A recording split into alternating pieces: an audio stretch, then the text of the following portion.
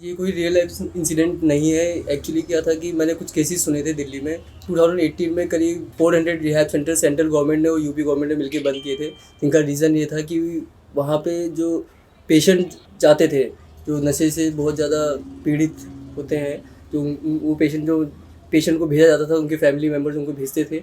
तो उन ज़्यादातर केसेस ऐसे थे जहाँ पे उनको अंदर मोलेस्ट किया जाता था, उनको मेंटली टॉर्चर दिया जाता था और उनके साथ ऐसी ऐसी एक्टिविटीज़ होती थी जो बता पाना भी मुश्किल होता है। तो कोई रियल लाइफ इंसिडेंट नहीं था, बस एक थॉट था जो मैंने न्यूज़पेपर में पढ़ा था और वहाँ से मैंने इस कंसेप्ट को उठाया था और फिर इसको डेवलप किया हम लोगों ने। मुझे पर्सनली कोई कंट्रोवर्सी क्रिएट नहीं करनी है, लेकिन जो इशू है, जो प्रॉब्लम है, मुझे बस वो एक तरीके से प्रेजेंट करना है। जैसे कि बहुत सारी फिल्में बनी हैं जिसमें रिहैब सेंटर के अंदर लड़कियों को मॉलेस्ट किया जा रहा है, उनके साथ रेप हो रहा है, कैसी लड़कियाँ पॉलिटिशियंस के पास सप्लाई की जाती हैं, जैसा बहुत सारे केसेस ऐसे हैं और बहुत सारी फिल्मों में ऐसा दिखाया गया है। तो गवर्नमेंट से मेरा कोई इसमें इन्वॉल्वमेंट नहीं है, लेकिन जो प्रॉब्लम है रिहैब सेंटर की बस उसे दिखाने का है। ऐसा नहीं कि सारे रिहैब सेंटर बेकार होते हैं, लेकिन जो प्राइवेट अथॉरिटीज रिहैब सेंटर खोलती है गवर्नमेंट का अप्रूवल लेके, तो कुछ नहीं, ज़्यादातर रिहैब सेंटर में ऐसी प्रॉब्लम्स आती हैं। When Gabriel had a conversation with Gitanjali regarding the role of psychiatrists in this movie, so Geetanjali को मैं जितना समझता हूँ वो अपनी लाइफ में नेचुरली भी अपने सब रिलेशनशिप्स में आउट ऑफ द वे जाके कंट्रीब्यूट करती है। एंड बीइंग ए फादर मुझे जानना जरूरी था कि is it a serious cinema और not. So when I came to know about the struggle of Gabriel and Joe mister mother के कंसेप्ट में जो वैल्यू ऐड किया सोसाइटी के लिए, और इस मूवी के थ्रू जो मैसेज देना चाह रहा है, मैं डिटेल में बताया नहीं गैब्रियल ने, बट मुझे मालूम है कि इस स्क्रिप्ट के थ्रू सोसाइटी सोचने के लिए मजबूर होगी कि व्हाट वेंट रॉन्ग, कैसे हम लोग रिश्तों में दूर चले जाते हैं, कैसे डिप्रेशन में जाने के बाद में हम लोग नशे को बहुत अपनी लाइफ में इस तरह से इन्वॉल्व कर लेते हैं कि हमें कुछ पता नहीं रहता कि हम लाइफ में कहाँ जा रहे हैं। बिना पायलट का जो एरोप्लेन हो जाता है, तो उसका वापस से कंट्रोल कैसे लिया जाए, उस मूवी में वो सब ओपनिंग्स मिलने वाली है सोसाइटी को। सो उसके बाद मेरा इन्विटेशन ये था कि आप मुंबई के साथ साथ उत्तराखंड में भी शूट करें।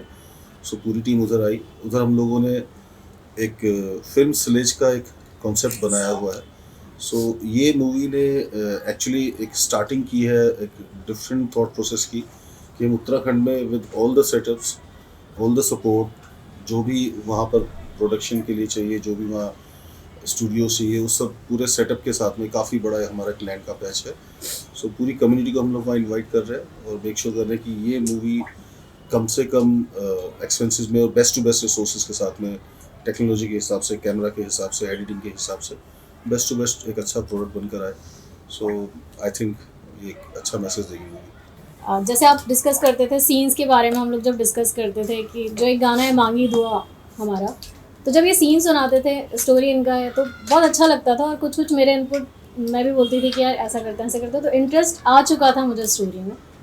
और फिर अच्छी बात ये कि इन्होंने ऑफ़र किया और मैं लिख रही हूँ। जब मैंने इस मूवी का पूरा डेप्थ में जाके इस स्क्रिप्ट को समझा, जो सीमा जी ने जो लिखा है और जो भी गैब्रियल ने, हम लोगों ने वैल्यू एडिशन किया है, गैब्रियल ने उस इनसाइड लाइफ के पूरे एक्सपीरियंसेस को रिहैब सेंटर पे खुद जाके अच्छा हाँ, इसमें कमाल का इंसिडेंट है जो मैं बताया नहीं बताना चाह रहा हूँ, मुझे नहीं मालूम, बट काफ़ी महीने वो खुद से रिहैब सेंटर में किसी तरह से एंट्री करके और वहाँ का पूरा फील लेने के बाद में उसने वहाँ से शुरू किया। हाँ, इसका एक्सपीरियंस करने के लिए मैं रिहैब सेंटर में 1-1.5 महीने रह के आया था कि वहाँ का एक्चुअली फील क्या है। वो पूरा एक स्टिंग ऑपरेशन की तरह था और मेरा पूरा प्लान था उसमें जाके रहा। ये देखिए मेरे हाथ में गूज़बम्प हो गए। मैंने वहाँ पे लोगों को देखा है तड़पते हुए, मरते हुए, चिल्लाते हुए, उनको सेक्सुअली अब्यूज़ होते हुए मैंने रिहैब सेंटर में देखा है। मेरा 1-2 केसेस भी चल रहा है 1-2 रिहैब सेंटर के साथ। मैं बताना नहीं चाहता था, लेकिन अभी ये बात निकल के आई है तो मन भी नहीं कर रहा अब छुपाने का। बच्चों को वहाँ पे मारा जाता है, लिटरली लोगों को नंगा करके वहाँ पे मारा जाता है। वो सब नहीं दिखाना है इस फिल्म के अंदर, लेकिन वो जो एक जैसे हम लोग हम सभी इंसान है, हम लोगों के साथ जानवर की तरह वहाँ पे ट्रीट होता है। अगर सपोज जैसे मैं कोई नशे में इन्वॉल्व हो जाता हूँ, मेरे घर वाले, मेरे आसपास के लोग मेरे को नशा मुक्ति केंद्र भेज देते हैं, ये सोच के, इस विश्वास पर कि रिहैब सेंटर जहाँ पे मेरा इलाज होगा और मैं इन सब चीज़ों से दूर रहूँगा। एक जो हमारी फैमिली किसी ऑर्गेनाइजेशन के ऊपर विश्वास करके भेजती है कि हमारा बच्चा ठीक होगा, और वहाँ पे उसको तोड़ दिया जाता है। वहाँ पे उसको उसके साथ वो सब चीज़ें की जाती हैं जिसमें वो बाहर निकलने के बाद रिबल लेने की मेंटेलिटी से निकलता है। आज अब क्या शेड्यूल फिल्म का चालू हो चुका है, और चालू हो चुका है तो क्या आगे क्या क्या शूट करने वाले हैं? जैसे अभी इसका हमने एक शेड्यूल देहरादून में शूट किया है, एक फिल्म का प्रमोशनल सॉन्ग है जो हम यहाँ पे बॉम्बे में शूट करने वाले हैं आने वाले 10-15 दिन के अंदर में। तो उसी की अभी उस गाने का ही रिहर्सल्स वगैरह उसका प्री प्रोडक्शन चल रहा है, जिसमें हम काफ़ी सीनियर कोरियोग्राफर हैं उनको अप्रोच कर रहे हैं उस गाने के लिए। तो उम्मीद है वो शायद सॉन्ग इस साल का सबसे बेस्ट सॉन्ग शूट किया जाएगा और बेस्ट सॉन्ग क्रिएट किया जाएगा।